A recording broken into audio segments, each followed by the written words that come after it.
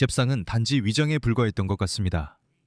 지금 이 순간 파키스탄에서 미국과 이란 간의 첫 번째 직접 협상이 진행되고 있습니다. 미국은 평화협정을 맺을 준비가 되어 있다고 확신하며 심지어 미국이 수년 동안 하지 않았던 해외에 동결된 이란 자산의 일부를 해제했다는 소식도 나왔습니다.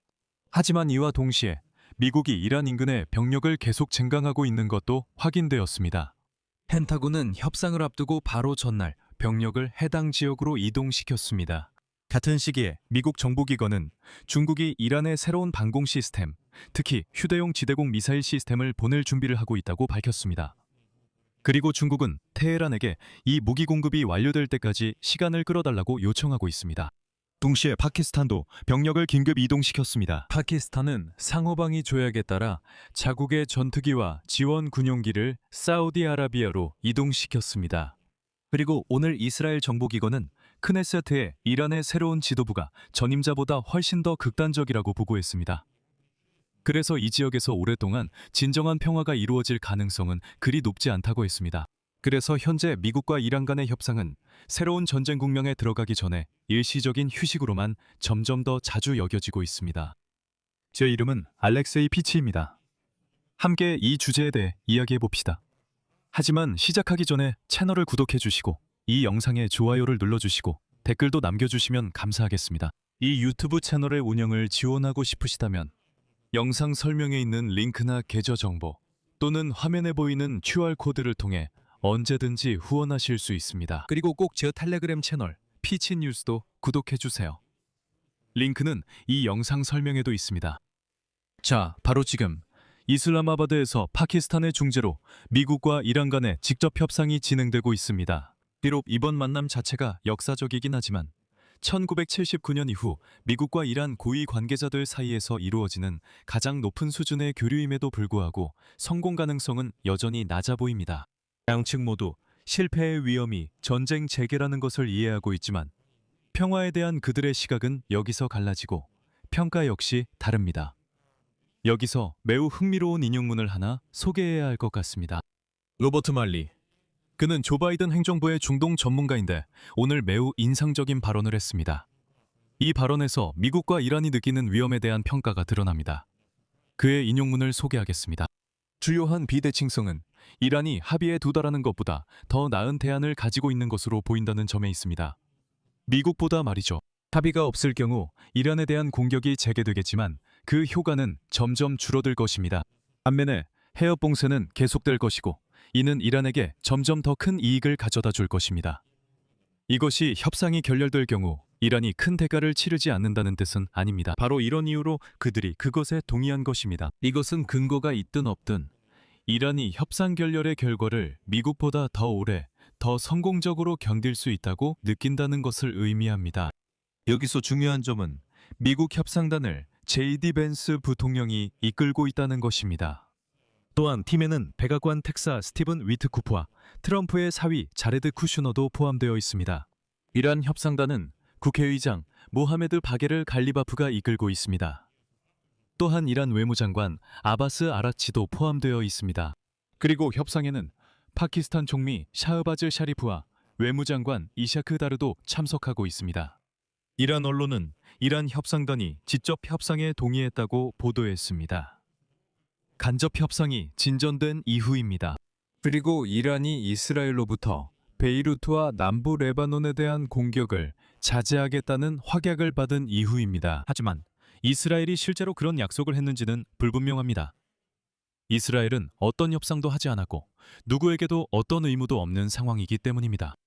이후 로이터 통신은 미국이 카타르와 다른 해외 은행에 보관 중인 이란의 금융자산을 동결 해제하는 데 동의했다고 보도했습니다. 하지만 로이터 통신은 이란 관리들을 인용했습니다. 소식통에 따르면 테헤란의 자금 동결 해제는 호르무즈 해협을 통한 안전한 통과 보장과 직접적으로 연관되어 있다고 합니다. 그리고 이란은 미국의 이러한 의도를 협상 과정과 합의 달성에 대해 진지하게 임하고 있다는 신호로 받아들이고 있다고 합니다. 하지만 이후 미국 협상가들은 이 보도를 부인했습니다. 하지만 미국과 이란 간의 협상 결과에 대해서는 좀 더 자세히 이야기하겠습니다. 별도의 방송에서 다룰 예정인데 그만큼 논의할 내용이 많으니 이 채널을 구독하셔서 방송을 놓치지 않으시길 추천드립니다. 이번 방송에서는 같은 협상의 조금 다른 측면에 대해 이야기해 보겠습니다. 사실 트럼프 본인조차도 휴전이 오래갈 것이라고 별로 믿지 않습니다. 예를 들어 오늘 미국 관리들은 이란이 여전히 수천 개의 탄도미사일을 보유하고 있으며 이를 활용할 수 있다고 인정했습니다. 지하 저장고에서 발사대를 꺼냈을 수 있습니다. 이러한 평가는 미국이 휴전을 확고히 하려는 노력과 맞물려 나왔습니다. 이 휴전은 호르무즈 해협을 완전히 개방하고 이란과 미국 군대 그리고 지역 국가들을 추가 공격으로부터 보호할 것입니다. 하지만 이란은 여전히 전쟁에 대비하고 있습니다. 그래서 월스트리트 저널에 따르면 미국 군대는 현재 파키스탄에서의 협상이 실패할 경우 이란을 파괴할 수 있는 병력을 이 지역으로 이동시키고 있습니다. 즉, 미국의 병력 이동은 이 지역에서 멈추지 않았고 오히려 휴전이 발표되자마자 더욱 강화되었습니다. 즉, 미국은 휴전 기간을 입지 강화에 활용하고 있습니다. 다시 말해, 바로 오늘 휴전 기간 동안 미국 군함들이 갑자기 호르무즈 해협을 왕복했습니다. 이미 추가 전투기가 해당 지역에 배치되었고 곧 82 공수사단 소속 약 2,000명의 병력이 그곳에 배치될 예정입니다. 조지 부시 항공모함 전단이 대서양에서 해당 지역으로 이동 중입니다. 동시에 북서 상륙함과 제11 해병원정대 또 태평양에서 해당 지역으로 이동 중입니다. 이런 상황에서 도널드 트럼프는 미국 군함과 병력의 증강이 합의된 약속이 실제로 이행될 때까지 계속될 것이라고 밝혔습니다. 이어서 트럼프의 발언을 인용하겠습니다. 만약 어떤 이유로든 이것이 이루어지지 않는다면 그럴 가능성은 매우 낮지만 그때는 그 누구도 이전에 본 적 없는 더 크고 더 강력한 공격이 시작될 것입니다. 하지만 이란의 요구를 고려할 때 미국이 이런 방식의 결말에 동의할 준비가 되어 있는지는 아직 보이지 않습니다. 같은 시간 사우디아라비아 국방부는 오늘 이란의 드론 및 미사일 공격이 이어지는 가운데 파키스탄 군 병력이 동부에 위치한 압두라지즈 국왕 공군기지에 도착했다고 밝혔습니다. 파키스탄 부대에는 전투기와 공군 지원기가 포함되어 있어 왕국의 방위 역량을 강화할 예정입니다. 여기서 많은 사람들이 파키스탄이 전쟁에 늦게 참여했다며 휴전이 선언된 후에야 비행기를 보냈다고 웃고 있습니다. 하지만 이렇게 생각해 봅시다. 만약 이 지역에서 모두가 전쟁이 곧 끝날 것이라고 확신한다면 굳이 이런 일로 걱정할 필요가 있을까요? 그리고 만약 전쟁이 재개된다면 그 비행기를 실제로 사용해야 하고 그러면 파키스탄이 직접 전쟁에 참여하게 될 텐데 이런 상황을 알면서 굳이 사우디아라비아에 비행기를 보낼 필요가 있을까요? 모두가 전쟁이 끝나가고 있다고 확신한다면 항공기를 옮길 필요가 있을까요? 여기서 한 가지 상기시켜 드리겠습니다. 2025년 9월 사우디아라비아와 파키스탄은 상호 방위 조약을 체결하여 지역 긴장이 고조되는 가운데 양국의 파트너십을 강화했습니다. 따라서 협상이나 잠재적인 합의 이후에 이란이 공격을 재개한다면 파키스탄은 이 전쟁에 참전할 수밖에 없을 것입니다. 그래서 이 협상들을 돌이킬 수 없는 지점이라고 부릅니다. 즉, 합의에 도달하거나 그렇지 못하면 파키스탄은 더 이상 중립국이 아니게 됩니다. 오히려 분쟁의 당사자가 될 가능성이 높습니다. 가장 흥미로운 점입니다. 미국 정보기관의 CNN 소식통에 따르면 중국이 앞으로 몇 주 안에 이란에 새로운 방공 시스템을 제공할 수 있다고 합니다. 특히 휴대용 대공 미사일 시스템입니다. 이러한 장비들은 미국과 이스라엘이 테헤란을 상대로 5주간 작전을 펼치는 동안 저고도로 비행하는 미군 군용기에 심각한 위협이 되었다고 합니다. 이와 함께 중국 측은 이러한 공급을 이란에 오직 방어용 장비만 제공하는 것으로 공격에는 사용되지 않는다고 주장할 수 있습니다. 이는 우크라이나를 상대로 도발 없이 공격적이고 침략적인 전쟁을 벌이고 있는 러시아에 대한 잠재적 공급과는 다릅니다.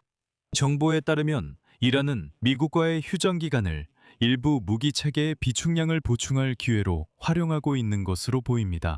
주요 해외 파트너들의 도움으로 또한 중국의 공급품이 진짜 출처를 숨기기 위해 제3국을 통해 우회될 수도 있습니다. 흥미롭게도 가디언의 보도에 따르면 휴전에 동의하도록 테헤란을 설득한 것은 바로 중국이었는데 중국은 이란 에너지 자원의 공급에 관심이 있기 때문입니다. 그리고 테헤란이 협상에 나서도록 설득하면서 중국은 쉽게 약속하고 공급을 보장할 수 있었을 것입니다. 여기 흥미로운 에피소드가 있습니다. 도널드 트럼프는 최근에 지난주에 F-15 전투기 가 이란 상공에서 적외선 유도 미사일에 의해 격추되었다고 밝혔습니다. 테헤란에서는 새로운 방공 시스템을 사용했다고 밝혔지만 그 출처에 대해서는 구체적으로 언급하지 않았습니다. 따라서 중국이 이미 무기 공급을 시작했을 가능성이 높습니다. 왜냐하면 이전에는 이란에 그런 무기가 전혀 없었기 때문입니다. 마지막으로 이스라엘 방위군의 자료에 따르면 이란의 새로운 지도부는 이전 지도부보다 훨씬 더 극단적이라고 합니다. 왜냐하면 새로운 지도부의 상당수가 이란 혁명 수비대 출신 군인들로 구성되어 있는데 이들은 이전의 정치 지도부보다 훨씬 더 이념적으로 보수적인 인물들로 여겨지기 때문입니다. 그래서 그들이 실제로 합의를 지킬 것이라는 보장은 전혀 없습니다. 여기서 말을 줄이겠습니다. 여러분의 의견과 결론을 이 영상 아래 댓글로 남겨주세요. 채널 구독과 알림 설정, 그리고 좋아요도 잊지 마세요. 이 유튜브 채널의 활동을 지원하고 싶으시다면 이미 무엇을 해야 하는지 아실 겁니다. 후원을 통해서도 가능합니다. 모든 링크와 정보는 이 영상 설명란이나 화면에 보이는 QR코드를 통해 확인하실 수 있습니다. 그리고 제 텔레그램 채널 피치뉴스도 꼭 구독해주세요. 링크는 이 영상 설명란에 있습니다. 거기에서는 최신 소식을 실시간으로 전해드리고 있습니다. 오늘은 여기까지입니다. 건강 조심하세요. 모두 안녕히 계세요.